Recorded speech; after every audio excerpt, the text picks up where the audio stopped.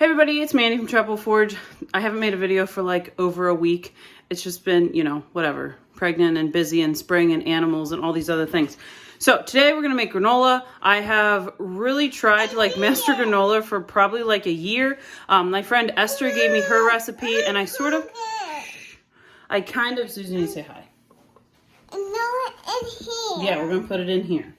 So I kind of married my friend Esther's recipe with Meg at Holler Homestead's recipe and sort of came up with like the perfect consistency. So this is our granola container. It sort of comes out that it sort of meets everybody's like wants. So you can either like cut it into granola bar pieces, you can have like cluster pieces, or you can have like crumbles that you can put on yogurt. So this is perfect for for whatever anybody would need when they're using yogurt during the day. All right, so this recipe is very forgiving. I have swapped out all kinds of like pecans or cashews or hazelnuts or whatever. You can use raisins, craisins, dried prunes, whatever it is that you like. The original recipe calls for shredded coconut, almonds, chia seeds, flax seed meal, cherries, cranberries. I'm using like a loose combination of that. I try to keep the ratios the same. So like I'm out of shredded coconut and really coconut of any sort except oil. So I'll just like that calls for 2 cups. So I'll just substitute something else in. And honestly, I do this every time and it pretty much comes out. So the base is 4 cups of oats. So we'll start with that. I am going to double this because I really only try to make this like every 3 or 4 weeks and it seems to keep really well that way. Zuzu's helping, so there is not going to be, these are not going to be exact measurements, but it's okay. I promise it'll turn out just fine. So we got that. Like I said, I don't have coconut at the moment, so we're just, these hazelnuts that I have are pretty finely chopped. You can see they're like pretty small as it is. So I'm going to use that in place of the coconut. Next, it calls for 1, and I'll put this recipe in the description, of course. So calls for almonds. I'm going to use pecans because a few of us are not that crazy about almonds. We'll eat them, but it's not our favorite. So I'm going to need to do 3 cups since I'm doubling this. And again, you don't have to be like super picky about this. It's gonna turn out just fine. You could chop these. These are halves. You could chop them smaller if you want. That's totally up to you and what kind of texture you want. All right, and then 2 tablespoons of chia seeds. I know some people aren't real crazy about chia seeds. You could totally skip these. I mean, I think this is my last bag. I might need to like restock these, but you can totally skip this. It's not gonna affect it.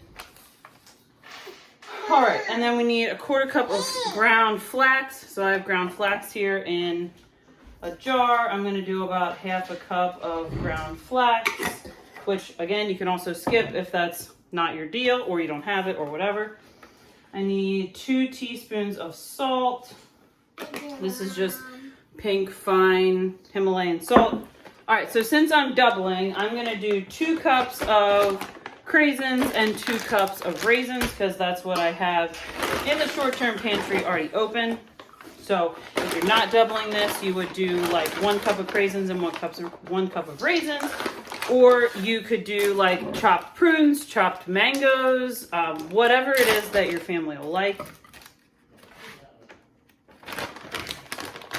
This is about 2 cups, so we're just gonna dump this in and then break them up. All right, now I deviate a little bit from the original recipe because frankly I don't like to dirty more than 1 bowl and I don't like things to take longer than necessary. So I put all my dry and wet ingredients in the same bowl, spread them out on the sheet. It works just fine. You can do that in 2 separate steps and I'll note that in the recipe in the description. Okay, so the original recipe calls for you to melt your honey, maple syrup, and coconut oil in a pan. I don't typically do that depending on a couple factors. Maple syrup is always liquid, so I'm not super worried about that. Coconut oil at certain times of the year is liquid, so I don't really need to worry about it. So if my maple syrup, my coconut oil, and my honey were all already liquid, I would skip this step. But my honey is crystallized, as you can see. So I'm gonna put my coconut oil, honey, and maple syrup on a pan on the stove and literally just bring it to melting. Don't boil it or get it super hot or anything like that. All right, so I don't measure this. I'd get it pretty close because, you know, you want your dry to wet mixture to be as close as possible. So I'm gonna do about a cup of honey. And like I said, if this was like when I first got it and it was super liquid, then I'd probably just pour it in and mix and move along. But because it's pretty crystallized, I'm just gonna melt that all together so that it's easier to mix up all of my dry ingredients with it. All right, so something I really like about this recipe and something I struggled to find for a while was a lot of recipes, their base was Rice Krispies. And I'm like, this sort of defeats the whole purpose of like homemade, non-crap filled. I mean, maybe there's like super clean Rice Krispies out there, but that stuff's expensive too. It just didn't make sense to me. We don't eat Rice Krispies, we don't do store-bought cereal, so that didn't make any sense to do that. So when my friend Esther gave me this one, and okay, now there's also the argument that most oats are sprayed with glyphosate or whatever, and I guess that's just up to you. You could probably do this recipe with a base of Rice Krispies, and it'd probably turn out fine. But we keep barrels of oats on hand. We do not keep barrels of Rice Krispies on hand. So this works perfectly for what I almost always have in stock. And like I said, since it's super versatile, you can pretty much sub in whatever you like and whatever you have on hand. The other thing I really like about this recipe is there's no like refined sugar in it. Not that we don't eat any refined sugar. I mean, we bake with refined sugar, certainly.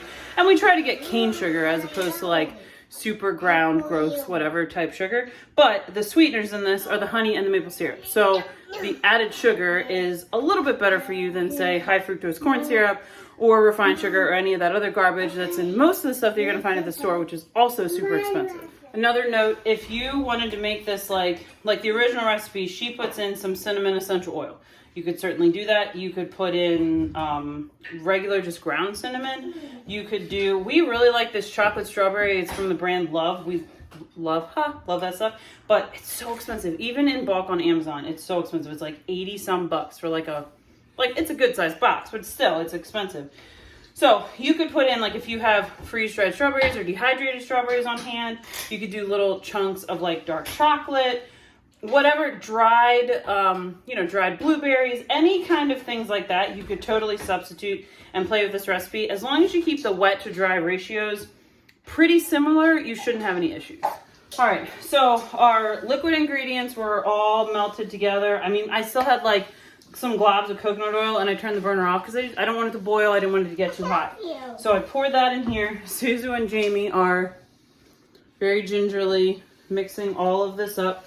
You can see what it looks like. So the idea here is just to get everything coated, and then we're gonna put some parchment paper or Silipats or whatever you do on sheet pans, preheat the oven to 325, and then we're gonna bake this.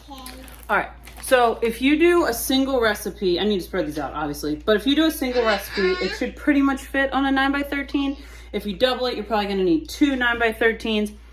They don't have to be like single layer exactly. I mean, that would take forever. And frankly, I used to do more like a thinner layer and I felt like it burnt a lot easier. So I'll show you the thickness of this here once I get these spread out. All right, so I have my 2 pans ready. It's pretty thick. I mean, it's pretty much to the top of this and it'll be fine. So I used to put these in and like shuffle them halfway through or whatever. When I was watching Meg make granola one day, she just swaps them. So at the 30-minute mark, she swaps them. So what we're gonna do is we're gonna put it in for 30 minutes. We're gonna swap them, do it another 30 minutes, and then we're gonna turn it off. And when they're totally cool, then pull them out of the oven. That seems to be the trick to getting like a nice cuttable, clustery, if you wanna go that route. If you want this to be totally loose, you could probably pull it out right when it's done and kind of shuffle it around because it wouldn't have had time to like congeal. That's totally up to you. If you leave them in and let them cool in there, you can totally crumble it with your hands. Whatever suits whatever your family likes. So Zad just mentioned something which I forgot. The bottoms get a little caramelized if you leave them in. Like if you don't stir them at the 30-minute mark and then you leave them in, to cool in the oven, they will like kind of caramelize on the bottom, which is great if you want like nice bars. But if you want it kind of crumbly, like I said, you probably have to play with this. It's sort of like sourdough, funny enough. You sort of need to figure out what your family likes and what works for you and what fits into your schedule and that kind of thing. So at the 30-minute mark, I'm gonna swap. I might shuffle them just a teeny bit and swap them. And then at the 60-minute mark, so 30 minutes, shuffle, 30 minutes, we'll turn the oven off and let them sit. All right, so you can see here, it's definitely not done. This was just the first 30 minutes, still super soft. You can still easily toss it around. I just swapped the 2 trays and then we'll put it back in for another 30 minutes. All right, so pulled them out of the oven. I shuffled these quite a few times, like at least twice. So mine's definitely a little bit looser. If you want more of a bar, like I said, just leave them in there. Don't shuffle them. Swap them so the bottom doesn't get darker. That's pretty much it. Granola is really so easy. I'm going to let these cool, and then once they're completely cool, I'm going to transfer them to my container. Like I said, I try to make this every 3 to 4 weeks. It definitely, like that last batch, I'm thinking I probably made, this probably 3 weeks ago, and it's not like moldy or anything. Just keep it in an airtight container and it won't get stale and stuff like that. So obviously this is dependent on how much your family goes through. We usually make a gallon of yogurt every 2 weeks, and then I make this like every 3 to 4 weeks, so it kind of works out for us. So have fun with this. Do what your family will like. If you have any questions, let me know. We'll see you next time.